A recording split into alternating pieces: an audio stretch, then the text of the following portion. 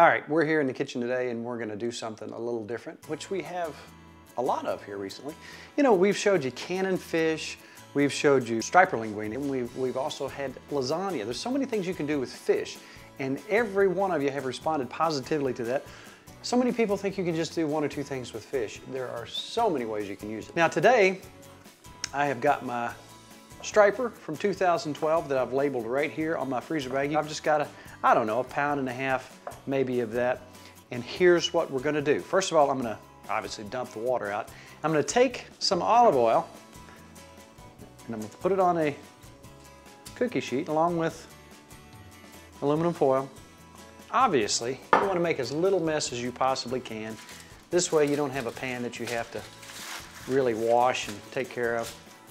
We're just gonna spread that olive oil out evenly on that so it won't stick. Now go ahead and preheat your oven to broil, because we're gonna start out broiling this fish, and what we're gonna make, this might sound surprising to you, but we're gonna make a fish chowder.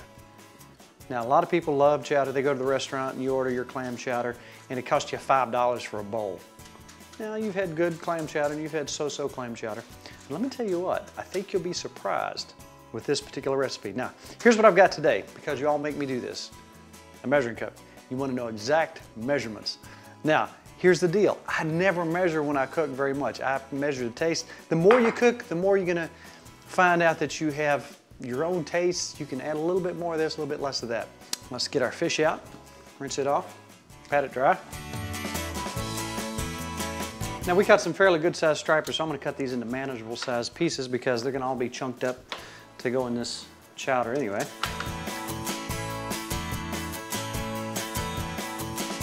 All right, I'm gonna take a little bit of olive oil and put on each of these.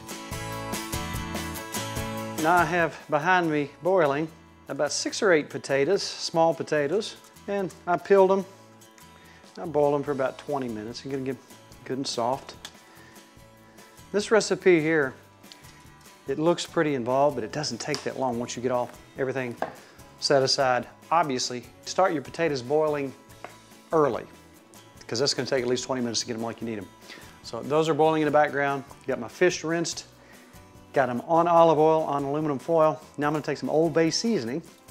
I'm gonna go ahead and put plenty of that on these fish. I'm gonna set my oven to broil. Now this fish will be all chunked up in here. Once it's broiled, I'll pull that apart and use that for my meat base. Got some interesting things here. I've got some clam juice. That just gives you a little bit of that seafood flavor that traditionally you're used to. And it gives a nice base to that soup as well.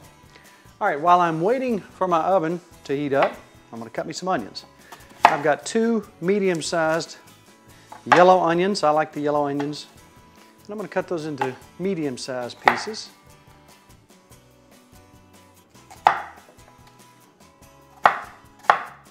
They don't have to be too small. I like to know my onions in there. And again, you can use more or less onion if you would like.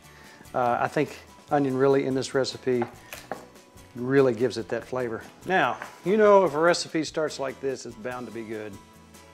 And I'm gonna put a 1/2 stick of butter in my favorite big green pan. There's my 1/2 stick of butter. And there's my onions, and I'm going to the stove. Okay, now, I'm gonna take a 1/2 stick of butter and put this in there and let it start melting. Okay, get that melting real good. And what we wanna do, if you plan everything out ahead of time, you can be eating in about a 1/2 hour. That's maybe less. Your fish, which I'm just about to put in a broil, you need to keep an eye on it, 7 to 10 minutes, depending on your oven. I'm gonna go ahead and slide those in here while the butter's melting. Be careful, don't burn your butter. Just get it to where it's nice and melted.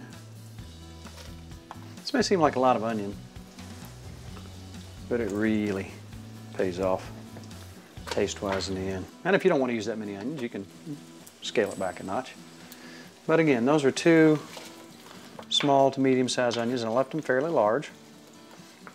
All right, I'm gonna reach over here and get my potatoes. I'm gonna bring them over to the board.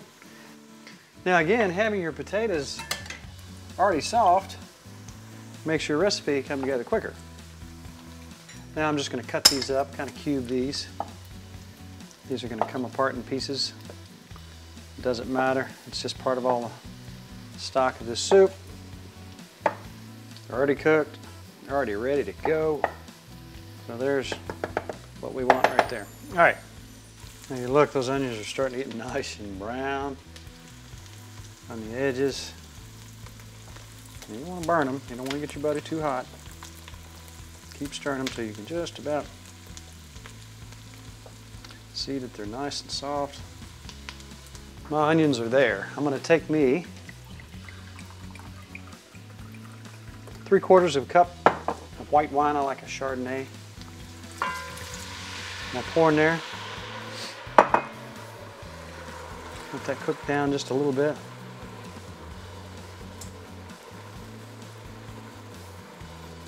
Oh, it smells good. Now, if you don't like alcohol in your stuff, just know that there is no alcoholic content in here once that's cooked down. Let that cook down, just reduce down just a hair. I'm going to add 8 ounces of clam juice.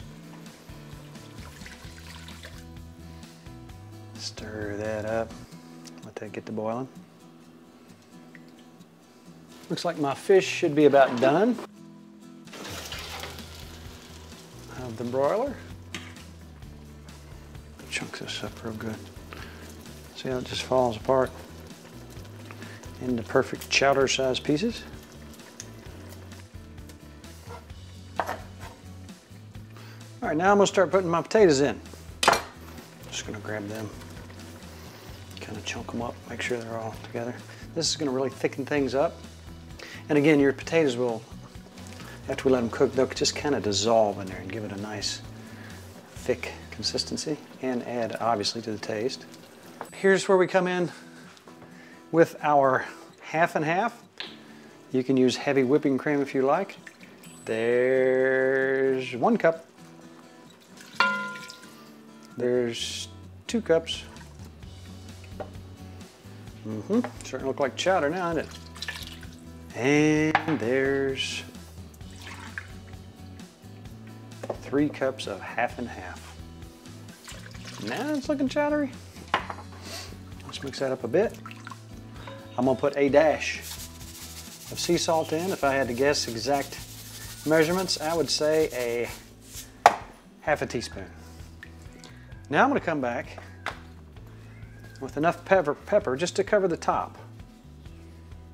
That's my first application. Okay?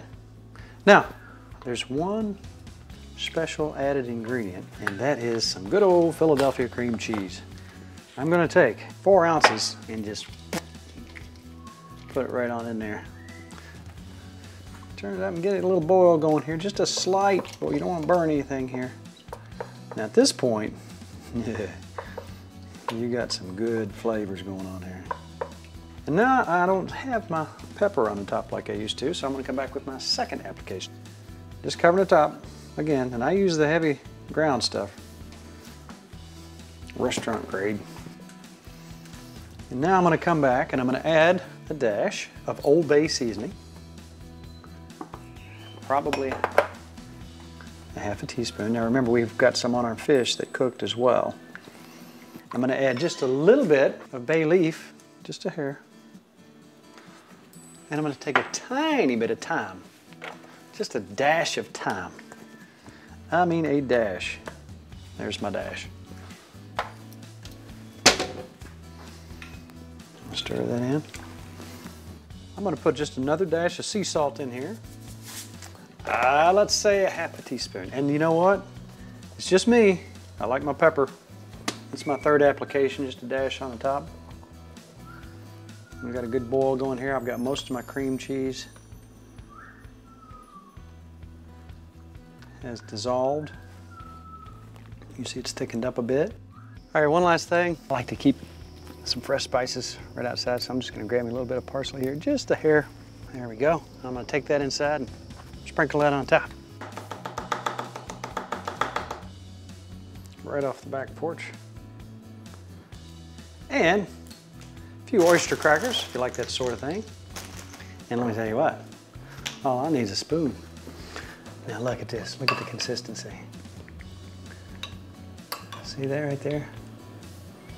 That's just like you want it. And we'll give it a shot.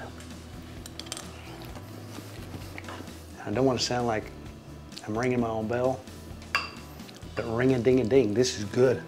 Some of you might not like clams. Check this out. Go catch you some stripers, fix you some chowder.